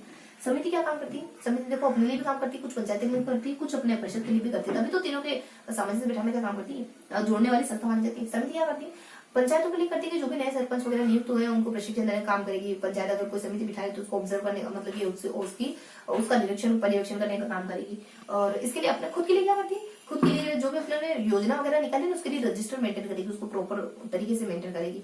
और हाँ, पंचायतों के लिए मैंने आपको ये बताया, अभी तक सरपंच वगैरह का ही बताया, और कुछ सभाओं की बैठकों में पर्यवेक्षण करना, निरीक्षण करना, ये बताया। इसके अलावा पंचायत के लिए एक और काम करती है, पंचायत के लिए करती है कि कुछ बोर्ड की, पंचायत जो मुख्यालय होता है वहाँ बोर्ड वगैरह लगाती है कि कितना व्यय कर चुकी है अलग अलग विकास की योजना, ये काम भी यही करती है। और खुद के लिए अपने मैंने बताया खुद के लिए करती है, एक तो एक रजिस्टर मेंटेन करती है कि हमने कौन कौन सी योजनाएं चलाई हैं, उसमें कितना रजिस्टर, मतलब कि कुछ फैक्चुअल डाटा अच्छे से व्यवस्थित तरह इसके लिए काम करती है। उसके साथ कुछ मेले वगैरह, पशु मेले वगैरह आयोजित हो रहे नहीं हो रहे समिति में टाइम से टाइम, ये भी देखती है। इसके साथ ये कुछ साधारण सभा की बैठकों का भी ध्यान रखती है, साधारण सभा की बैठक समय समय हो रही नहीं हो रही। इसके साथ ये तीनों के सदस्यों को आपस में समन्वय बिठाने का काम करते हैं, ठीक है। और उसका जिला परिषद क्या काम करती है, जिला परिषद इनके लिए खुद के लिए सबके लिए काम करते हैं। खुद के लिए विकास योजना बनाएगी, जिले की अंतर विकास योजना। पंचायत के लिए, पंचायत के लोगों की शिकायतों को दूर करेगी। पंचायत में शिक्षा व्यवस्था सही चल रही नहीं चल रही, आवास है कि नहीं है, पेयजल वगैरह की सुविधा है कि नहीं है, ये सब देखती है। समिति के लिए क्या काम करती है? समिति को निजी धन अंतरण देने का काम करती है बस बेसिकली। इन सबको पैसे कहाँ से मिलते हैं? कुछ टैक्स होते हैं, बाकी मेले वगैरह, त्योहार वगैरह, मेले हाट वगैरह सब कुछ टैक्स होते हैं जो सेपरेट है, सब में अलग अलग है। यहाँ भवन कर, वाहन कर, क्रय विक्रय कर, यहाँ व्यापारी कर, उद्योग कर और एक स्थानीय कर वगैरह भी देते हैं। और कुछ अपने यहाँ जिला परिषद में ये बेसिकली इसको है ना, और रेवेन्यू इसको भी राजस्व में बहुत बड़ा हिस्सा प्राप्त होता है। इसके साथ साथ ये समिति से धन वसूली करने का काम भी करती है, ठीक है। और इसके अलावा इन तीनों में कॉमन फैक्टर क्या है? सरकार से, समुदाय से प्राप्त अनुदान हो जाता है। और फिर अपने मान लो मेले हैं, त्योहार है, मेले हैं, हाट है, इनसे मिलने वाली राशि, यहाँ मेले त्योहार से इनसे मिलने वाली राशि वगैरह हो जाती है। इसके साथ कुछ अपने इसके अलावा और क्या बच जाते हैं? शुल्क वगैरह, दंड वगैरह, इनसे इन दोनों को मिल जाती है। और इसके साथ अपने सरकार की योजनाओं को चलाने के लिए जो पैसे मिलते हैं उससे इसको मिल जाती है। सरकारी योजना चलाने के लिए जो भी पैसे मिलते हैं, तो इस तरीके से हल्की हल्की जानकारी देख लेते हैं, ठीक है। इस तरह की बेसिक जानकारी देख लेते हैं। और एक एक्ट का हल्का सा जिक्र है कि कुछ ग्राम न्यायालय एक्ट आता है अपना 2008 में। ये इस वजह से आया था ताकि हर एक पंचायत में ग्राम न्यायालय की स्थापना करी जाए, ताकि वहाँ कुछ न्याय की व्यवस्था आसानी से हो जाए, बहुत फास्टली हो जाए। और इस तरीके से ग्राम न्यायालय एक्ट आता है। और पहली से ग्राम न्यायालय की इस एक्ट के तहत पहली जो न्यायालय था वो अपने बस्ती जयपुर में था, ठीक है। यह हल्की इन्फॉर्मेशन। इनमें क्या बताते हैं? बस यही बताते हैं इनमें कि कितनी संख्या में स्थापित हो सकती है। 15,000 से 1 लाख, 1 लाख से 5 लाख और 5 लाख से प्लस। और यहाँ पे 1 करोड़ आय होनी चाहिए। ऐसे ज्यादा नहीं है, ऐसे इलाके ज्यादा नहीं है राजस्थान में, ऐसे शहर ज्यादा नहीं, मुश्किल से पांच इलाके में भी, है ना। क्या देखते हैं इनमें? देखो, इन सबके अध्यक्ष होते हैं। इसका जो है महापौर के नाम से, इसका सभापति के नाम से, नगर पालिका अध्यक्ष। कौन चुनता है इन अध्यक्ष? इनको चुनता है पार्षद। पार्षद कौन है? वही वार्ड होगा जो अध्यक्ष, में आपको पहले नाम नहीं बताया था ना, अब बता रही हूँ नाम, कि जो वार्ड होगा जो अध्यक्ष होता है वही पार्षद कहलाता है। बस ये हल्की हल्की सी इन्फॉर्मेशन होती है। और बताते हैं कि इसके बारे में कहाँ गिवन है, ये सब बातें कहाँ गिवन है? तो अमेंडमेंट 74 में गिवन है। इसमें महिला को 1/3 रखोगे, मतलब कि सदस्यता के बारे में बता रही हूँ, महिला को 1/3 रखोगे आप। बाकी एसटी एससी और ओबीसी, एसटी एससी और इन सबको कितना रखोगे? जितना आपकी जनसंख्या अनुपात है उस अनुपात से रख लो। इनके काम क्या होते हैं? कुछ बेसिक से काम, जैसे बिजली हो जाता है, मतलब कि बिजली की सुविधा करवाना, दमकल की सुविधा करना, पेयजल की सुविधा, जन्म मृत्यु पंजीकरण, ये कंपलसरी। बाकी मेले त्योहार है, कुछ अपने स्टेडियम में वाचनल की स्थापना करना और आवारा पशु का निस्तारण वगैरह करना, और कुछ अपने वृक्षारोपण वगैरह करना, लाइब्रेरी की स्थापना करना, ये इसके कुछ सामान्य से काम है, ठीक है। और कुछ कंपलसरी काम तो होता ही थी। इसके बाद इनको पैसे कहाँ से मिलते हैं? राज्य सरकार देती है, केंद्र सरकार देती है, टैक्स वगैरह भी वसूलते हैं जहाँ ये स्थापित है। बाकी ये सारी जानकारी लेनी हमने नगरीय और ग्रामीण और नगरीय प्रशासन के बारे में। अब देख लेते थोड़ा सा कला संस्कृति। कला और संस्कृति में मेनली 6 टॉपिक है, ज्यादा समझने नहीं, बस अपन पोस्ट करने वाले, आई मीन अब बस सेशन एंड होने वाला। देखो मेनली इसमें देखते हैं कुछ 6 टॉपिक देखते हैं। दुर्गों के बारे में देखते हैं, मंदिरों के बारे में देख लेते हैं, इसके साथ अपन छत्रियों के बारे में देख लेते हैं, छत्रियों के साथ हवेलियां और संगीत, और संगीत के साथ मेनली चित्रकला। संगीत कुछ नहीं है, बस चित्रकला। जब मंदिर का जिक्र कर ही है ना, तो मूर्तियों के बारे में देख लेते हैं। कौन कौन से दुर्ग पड़ते हैं यहाँ तक? बूंदी के दुर्ग के बारे में, भरतपुर के दुर्ग के बारे में, रणथंभौर के दुर्ग के बारे में, इसके साथ जालोर दुर्ग, चित्तौड़, कुंभलगढ़, इसके साथ आमेर और गागरोन। बहुत ज्यादा जानकारी नहीं है, हल्की हल्की। कौन स्थापित करता है? 1354 में बूंदी का दुर्ग किसने बसाया? मतलब अपने बरसिंह वगैरह हो जाते हैं, इनके द्वारा बसा दी गई। गिरि दुर्ग की कैटेगरी में आता है बूंदी दुर्ग। यहाँ पे कुछ 4 स्थापत्य की दृष्टि कुछ 4 चीजें पाई जाती है। छत्रमिला, कुछ अपने अनिरुद्ध आ जाता है, बादल आ जाता है, छत्रा जाता है, ये सारी चीजें स्थापत्य की दृष्टि से यहाँ पाई। भरतपुर का दुर्ग को कुछ अवैध दुर्ग है, कुछ मिट्टी का दुर्ग है, और कुछ अपने भाटी जाट राजा सूरजमल जाट ने इसका निर्माण वगैरह करवाया था, ठीक है। रणथंभौर के दुर्ग में कुछ 32 खंभे, कुछ छतरी जी का मंदिर वगैरह पाया जाता है, जोगी महल वगैरह पाए जाते हैं। और इसके साथ अपने बस इतना बताते हैं इसमें। और ये ना जो सरिस्का अभ्यारण्य रणथंभौर का, तो उस इतना बताते हैं इसमें। और ये भी गिरदुर्ग की कैटेगरी में आता है, रणथंभौर का दुर्ग भी। और ये जो अपने भरतपुर का दुर्ग है ना, भरतपुर का जो हमने बताया मिट्टी अवैध दुर्ग या फिर मिट्टी का दुर्ग, ये खाई दुर्ग की पारिक दुर्ग की कैटेगरी में आता है, क्योंकि आसपास खाई भी बनी है इसके। और थोड़ा सा अपने इसमें भी आता है, परकोटे वाले दुर्ग की कैटेगरी में भी आ जाता है, क्योंकि आसपास नदी की दीवार बनी। और देन अपन जो बूंदी का दुर्ग है, ये भी परकोटे में भी आता है, क्योंकि यहाँ पे भी मोटी दीवार बनी। और उसमें बूंदी दुर्ग अपने गिरि दुर्ग में आता है, बहुत ज्यादा ऊपर है, आकाश जैसा दिखाई देता, कहते हैं ना कि जमीन से ऊपर आकाश की तरफ दिखाई देता। ये बेसिक इन्फॉर्मेशन इनके बारे में। और रणथंभौर दुर्ग बस इतना ही बताते हैं। और नौलखा दरवाजा भी पाया जाता है रणथंभौर के दुर्ग में। रणथंभौर देव चौहान ने 8वीं शताब्दी में बनाया था। और देन थोड़ा सा अपन देख लेते हैं जालोर के दुर्ग। देखो सोनगढ़ चौहान के द्वारा सुखड़ी नदी के ऊपर और सोनगिरी पहाड़ी पे बनवाया गया था दुर्ग। और मेनली किसने बनवाया था? तो धर्मराष्ट्र मुंज ने इसका निर्माण करवाया था। कौन सी शताब्दी में? धर्मराष्ट्र मुंज ने लगभग 12वीं शताब्दी के अराउंड इसका निर्माण धारा 10वीं शताब्दी में करवाया था, ठीक है। और फिर बता देते अपन चित्तौड़गढ़ दुर्ग, देखो 7 दरवाजे हैं, 7वीं शताब्दी में निर्माण हुआ है। और मध्यका नगरी चल रही थी ना, जब अपने मध्यका नगरी का, क्योंकि 6वीं शताब्दी को समय होने था, तो इसी दरमियान अपने चित्तौड़गढ़ नगरी की स्थापना करी जाती है। उसके बाद कुछ प्रतिहार चालुक्य चौहान है, और कुछ देखो कहते हैं अपन प्रतिहार है, चालुक्य और चौहान है, सिसोदिया, इन सब का ठीक ठाक मरम्मत उन्होंने काम करा है। और कुछ अपने ना 122 फीट ऊंचा माना जाता है, 47 × 10 का चबूतरा है। भारतीय मूर्तिकला के कौशल नाम से जाना है। कुंभलगढ़ दुर्ग में 1458 में कुंभा ने निर्माण करवाया, मंडल के द्वारा निर्माण करवाया जाता है। बेसिकली ये जो दुर्ग है इसमें स्थापत्य की दृष्टि से कुछ चीजें बावड़ी, अपने जालीबा बावड़ी वगैरह पाई जाती है, मां बालेश्वर कुंड वगैरह पाई जाता है, महादेव मंदिर है, जैन मंदिर है, और इस तरीके के कुछ मंदिर वगैरह पाए जाते हैं। उना राजकुमार की छतरी, जो रायसिंह का बेटा पृथ्वीराज है और पृथ्वी सिंह है, उसकी छतरी, उना राजकुमार की छतरी वगैरह पाई जाती है। देन थोड़ा सा बता दें, यहाँ पे अपने 9 दरवाजे भी पाए जाते हैं। और जो कुंभलगढ़ का दुर्ग है कुंभनिया के नाम से जाना जाता है। और माड़ पिताजी के जो उदय सिंह है ना, उनका राज्याभिषेक और माड़ प्रताप को जन्म यही हुआ था। ये हल्की की जानकारी। और थोड़ा सा अपन आमेर दुर्ग के बारे में बता देते हैं कि आमेर दुर्ग में जो गणेश गेट बना हुआ है ना, मेनली जो बाहर गणेश गेट बना है, वहाँ पे अपनी शीला देवी की मूर्ति लगी हुई। आमेर दुर्ग अपने हिंदू और मुस्लिम दोनों शैली में, दोनों की मिश्रित शैली में बना हुआ है। देन गागरोन का दुर्ग अपन कालीसिंधा राम नदी के किनारे बना हुआ है और बहुत ज्यादा प्रसिद्ध है। वैसे कुछ अपने विश्व धरोहर सूची में भी शामिल है। तो और बस इतनी सी इन्फॉर्मेशन होती है। देन अदर दुर्ग बताते हैं, जैसे मेहरानगढ़ का दुर्ग क्यों प्रसिद्ध है, अपनी मजबूती के लिए। वीरानगढ़ का दुर्ग क्यों प्रसिद्ध है, मुगल प्रभावों के चलते प्रसिद्ध है। और सोनारगढ़ का दुर्ग अपने पीले पत्थरों के लिए प्रसिद्ध माना जाता है ना। इतना देखते हैं अपन। उसके बाद अपने मंदिरों को देखते हैं, तो ज्यादा समय नहीं लेंगे, फटाफट से एंड कर दे अपन। देखो मंदिरों में क्या देखते हैं, मेवाड़ के मारवाड़ के मंदिर को देख लेते हैं। मेवाड़ में कौन से मंदिर आते हैं, मारवाड़ में कौन से मंदिर आते हैं, बेसिक जानकारी देखते हैं अपन। और हाड़ोती में कौन से मंदिर आते हैं, और ढूनाड़ में कौन से मंदिर आते हैं, मंदिर को देख लिया। देन मूर्तियों के बारे में, जैन की मूर्तियां कहाँ पाई जाती है, और देन अपने सूर्य की मूर्तियां कहाँ पाई जाती है, हल्की हल्की इस रेंज में पाई जाती है राजस्थान में। ये देखते हैं मूर्ति कला कहाँ की प्रसिद्ध मानी जाती है। देन देखो छतरियों के बारे में, छतरियां कहाँ की प्रसिद्ध है, छतरियां बेसिकली छतरी शेखावटी की जो हवेली कहाँ की प्रसिद्ध है। और कुछ 6 स्थानों की, जैसे मारवाड़ की भी प्रसिद्ध है। जैसे अपने इस तरह अपने बीकानेर और फलूदी देख लेते हैं। यहाँ पर देख लेते हैं कुछ, एक उदयपुर के बारे में देख लेते हैं। और यहाँ अपने कुछ बीकानेर फलूदी, और देखो यहाँ अपन देखते हैं अलवर भरतपुर, बीकानेर फलूदी, और देखो कुछ 2 स्थान और देखते हैं वहाँ की, नवलगढ़, रामगढ़ और मंडावा बिसाऊ। यहाँ की हवेली भी बहुत ज्यादा प्रसिद्ध मानी जाती है। मतलब कि राम है और लक्ष्मण है और नया है और मुकुट है, और फिर अपने मंडावा, ये मतलब ये इलाके हैं। यहाँ की छतरियां बहुत ज्यादा, हवेली बहुत ज्यादा प्रसिद्ध मानी जाती है। और देखो मैं एक और बता देती हूँ आपको, बीकानेर फलूदी, और यहाँ पे भी 2 जिले आते हैं। और फिर अपने उदयपुर, और यहाँ पे भी अपनी हवेली, 2 जिले थोड़ा मिस हो रहा है ना। यहाँ की हवेली बहुत ज्यादा प्रसिद्ध है। और हवेली परंपरा पर जयपुर चित्रशैली का बहुत ज्यादा प्रभाव देखने को मिलता है। उसको छत्रियों को देवल के नाम से जानते हैं। अलग अलग जगह, जयपुर, जोधपुर की, उदयपुर की, और बस अपने बूंदी की, अजमेर की, इनकी छत्रियों, अलवर की, इनकी छत्रियों को देख लेते अपन।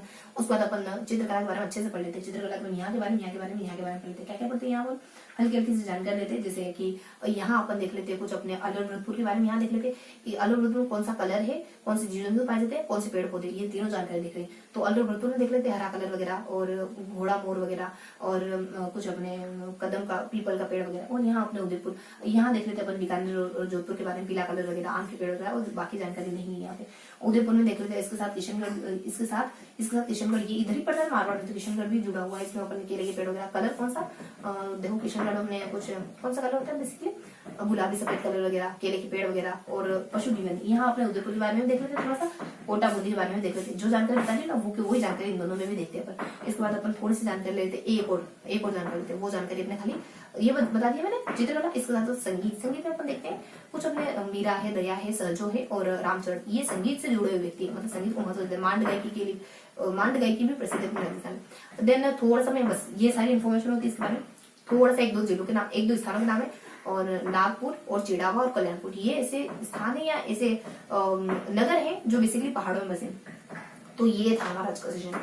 तो इस तरीके से हमने कुछ 2 लेसन के बारे में नाम बता दिए फटाफट से। क्रांति और राजस्थान, जनसंख्या, एकीकरण, और फिर अपन उद्योग और परिवहन और प्रशासनिक सुधार, और मतलब कि अपने पंचायती राज व्यवस्था, और पंचायती नहीं, अपने विकास योजना, प्रशासनिक सुधार, पंचायती और कला संस्कृति, इस तरीके से हमने पढ़ा। तो ये था हमारा आज का सेशन। तो आई होप आज का सेशन आपको पसंद आया होगा। मे बी इससे आपको हेल्प मिलेगी कि ओवरऑल क्या दिया हुआ है कक्षा 8 की हमारा राजस्थान बुक में। तो ये सेशन हम यही एंड करते हैं, फिर मिलेंगे ऐसे किसी अगले सेशन में। तब तक के लिए जय हिंद।